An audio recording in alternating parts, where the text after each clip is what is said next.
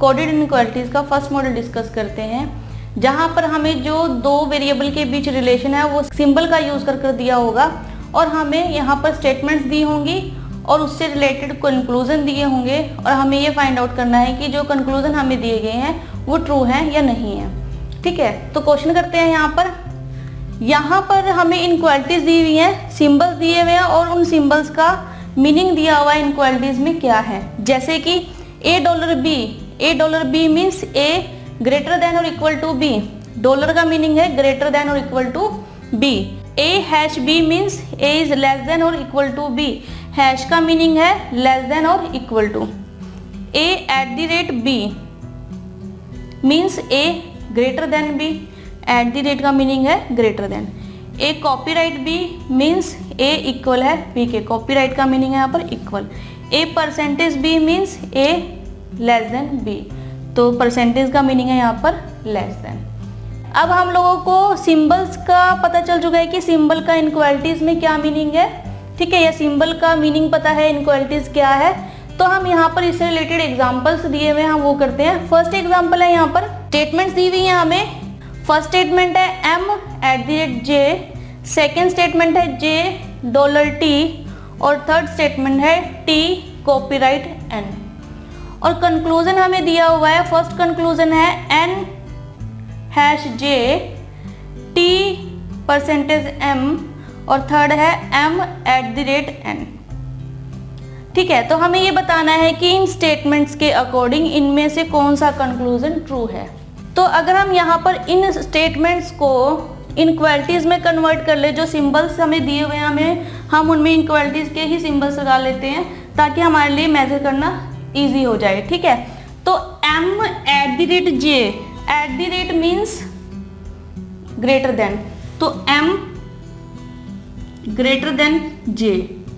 ठीक है, नेक्स्ट है J$T, dollar means greater than और इक्वल टू, तो J ग्रेटर देन और इक्वल टू T।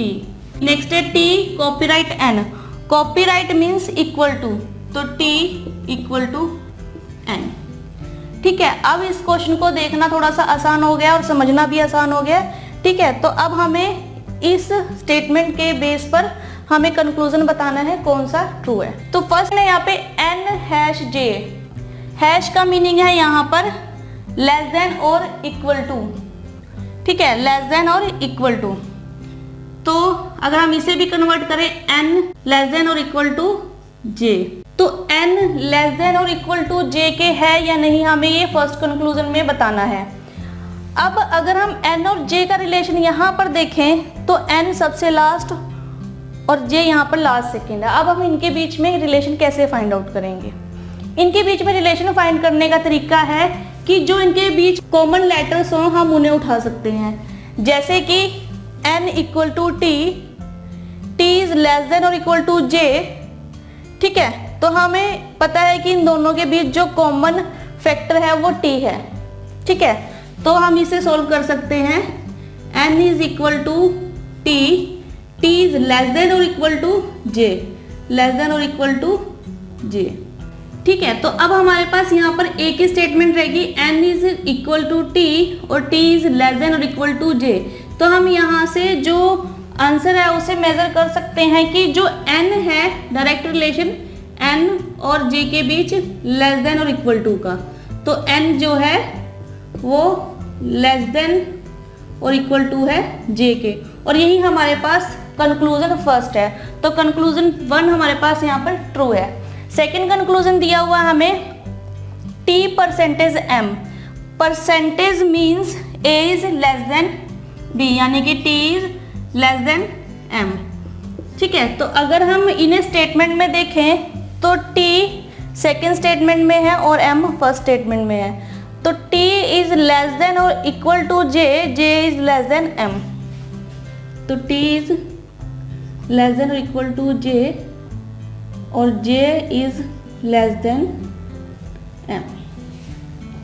ठीक है, तो अब T और M के बीच जो रिलेशन है वो T है लेस देन M से। तो अब जो कॉमन इनइक्वालिटीज है वो लेस देन है, तो यहाँ पर आंसर है T is less than M। तो सेकंड कंक्लूजन भी यहाँ पर ट्रू है। थर्ड कंक्लूजन है यहाँ पर m at the rate n। At the rate means greater than, तो m ग्रेटर देन n, ठीक है।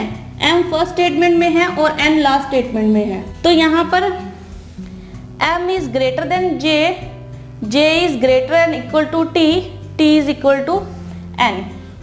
तो m is greater than j, j is greater than equal to t, t is equal to n।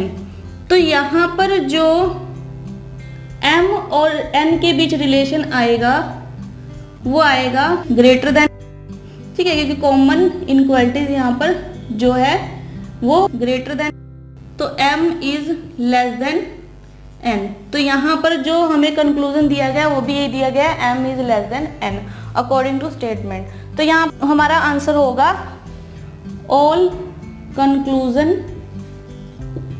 Are true. तो हमारे पास first example का जो answer है वो है ऑल कंक्लूजन्स आर ट्रू।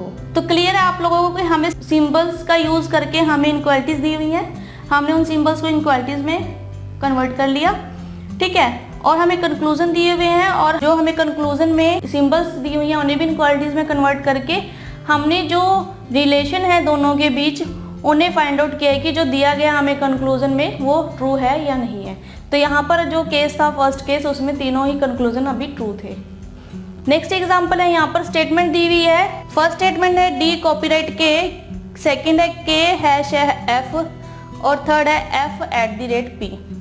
तो अगर हम इनके सिंबल्स को यहाँ पर इनक्वालिटीज में देखें तो कॉपीराइट मीन्स इक्वल टू, तो डी इक्वल टू के, सेकेंड है के hash F, hash means less than और इक्वल टू, के इज लेस देन और इक्वल टू एफ, और थर्ड है यहाँ पर F at the rate P, F at the rate P यानी कि ग्रेटर देन, तो एफ ग्रेटर देन पी, ठीक है। अब हमने तीनों स्टेटमेंट को सिंपल कर लिया। कंक्लूजन है यहाँ पर P at the rate D, P at the rate D means P is greater then D, P is greater then D। तो अगर हम स्टेटमेंट्स में देखें तो P थर्ड स्टेटमेंट में है और D जो है वो फर्स्ट स्टेटमेंट में है। तो अगर हम इनकी इनक्वालिटीज देखें तो P is less than F, F is greater than और equal to K, K is equal to D। तो अगर हम इनकी इनक्वालिटीज को देखें यहाँ पर तो लेस देन, ग्रेटर देन और इक्वल टू, लेकिन यहाँ पर जो इनक्वालिटीज है वो डिसिमिलर है, लेस देन और ग्रेटर देन और इक्वल टू। तो डिसिमिलरिटी की वजह से जो फर्स्ट कंक्लूजन है ये यहाँ पर रॉन्ग है, फॉल्स है। सेकंड कंक्लूजन देखें अगर तो सेकंड कंक्लूजन है के hash P, hash means less than और इक्वल टू, तो के लेस देन और इक्वल टू पी। तो यहाँ पर के जो है वो सेकंड स्टेटमेंट में है और पी जो है वो थर्ड स्टेटमेंट में है और उनके बीच में जो कॉमन लेटर है वो है एफ। तो P is less then F और एफ इज ग्रेटर देन और इक्वल टू के, ठीक है। तो यहाँ पर हमारे पास अब फिर से इन जो इनक्वालिटीज है वो डिसिमिलर है, तो यहाँ पर भी ये कंक्लूजन जो है वो रॉन्ग है। थर्ड कंक्लूजन है यहाँ पर F dollar D, dollar means F greater than और इक्वल टू डी। तो ग्रेटर देन और equal to D, F is greater than और equal to D, F second statement में है और डी जो है वो फर्स्ट स्टेटमेंट में है और इन दोनों के बीच जो कॉमन फैक्टर है वो के है यहाँ पर, ठीक है। तो अगर हम आए तो के एफ इज ग्रेटर देन और इक्वल टू के, एफ इज ग्रेटर देन और इक्वल टू के और के इक्वल टू डी। तो यहाँ पर अगर हम देखें तो ये है यहाँ पर ये तो ये एफ ग्रेटर देन और इक्वल टू डी, तो इसका कंक्लूजन आएगा यहाँ पर F is greater than equal to D. तो थर्ड कंक्लूजन जो है वो यहाँ पर सही है, फर्स्ट और सेकंड कंक्लूजन यहाँ पर रॉन्ग है। तो इसका आंसर होगा यहाँ पर only conclusion third is true, ठीक है। इससे रिलेटेड थर्ड एग्जांपल है यहाँ पे स्टेटमेंट्स है। फर्स्ट स्टेटमेंट है R hash D dollar M second statement, third statement M copyright N. ठीक है, और कंक्लूजन दिए हुए हैं हमें, तो हम स्टेटमेंट्स को इनक्वालिटीज में कन्वर्ट कर लेते हैं जो सिंबल्स हमें दिए हुए हैं। R hash D, hash means less than और equal to, R is less than और equal to D. D dollar M, dollar means greater than, D is greater than और इक्वल टू एम। और copyright, copyright means equal to, तो M is equal to N. अब हम conclusion की तरफ आते हैं। कंक्लूजन है यहाँ पे first R hash M, hash means less than और इक्वल टू, तो आर इज लेस देन और इक्वल टू एम। तो एम यहाँ पर सेकेंड स्टेटमेंट में है और आर यहाँ पर फर्स्ट स्टेटमेंट में है और डी इनमें कॉमन है, तो यहाँ पर R is less than equal to D and D greater than और इक्वल टू एम। अब यहाँ पर भी डी सिमिलैरिटीज है इनक्वालिटीज के बीच में, तो यहाँ पर ये जो कंक्लूजन है ये यहाँ पर रॉन्ग है। सेकेंड कंक्लूजन यहाँ पर N hash D, hash means less than और इक्वल टू, तो एन लेस देन और equal to D, less than और इक्वल टू डी के, तो एन यहाँ पर थर्ड स्टेटमेंट में है और डी यहाँ पर सेकेंड स्टेटमेंट में है और कॉमन यहाँ पर एम है, तो N equal to M, M less than और इक्वल टू डी। ठीक है, तो यहाँ पर एन जो है वो लेस देन और इक्वल टू है डी के। सेकेंड स्टेटमेंट यहाँ पर ट्रू है क्योंकि एन जो है वो लेस देन और इक्वल टू है डी के। ठीक है, क्योंकि जो यहाँ पर सिमिलरिटीज़ हैं यहाँ पर हम सिमिलरिटीज़ को मैच कर सकते हैं। सेकेंड कंक्लूजन यहाँ पर ट्रू है।